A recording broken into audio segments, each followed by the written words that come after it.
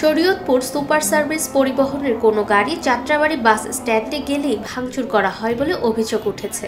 এ ঘটনায় বৈষম্য বিরোধী ছাত্র আন্দোলন শরীয়তপুর জেলা শাখার আহ্বায়ক ইমরান আল নাজির একটি স্ট্যাটাসে লিখেন, যাত্রাবাড়ীতে যুবদলের ফাহিম নামের এক নেতা শরীয়তপুরের সকল বাস থেকে চাঁদা চেয়েছে, এককালীন 5 কোটি নয়তো প্রতি মাসে 10 লাখ।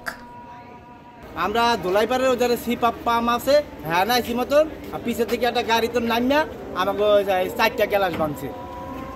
আর আমাকে ড্রাইভারও মারধর করছে, খোসামোসা দিছে, বাড়ি দিছে, তার রানের ভিতর গ্যালাস ঢুকছে। যাত্রাবাড়ি গেলে আমাকে চাপাইতে দেয় না, যাত্রী লইতে দেয় না, কয়ে চাপাইতে আর পারবে না, চাপাইলে ভাঙচুর করে গ্যালাসগুলো ভাঙিয়ে দিয়ে দেয়, স্টাফ মারধর করে, ফাহিমের পোলাইন বলে।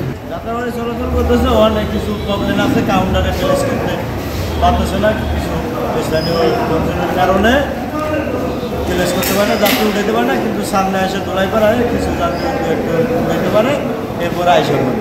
দুদিন ধরে কোনো বাস যাত্রাবাড়িতে যেতে পারছে না, আবার সেখান থেকে যাত্রী নিয়ে আসতেও পারছে না। চরম ভোগান্তিতে শরীয়তপুরের মানুষেরা। এ নিয়ে সামাজিক যোগাযোগ মাধ্যম ফেসবুকে প্রতিবাদের ঝড় বইছে।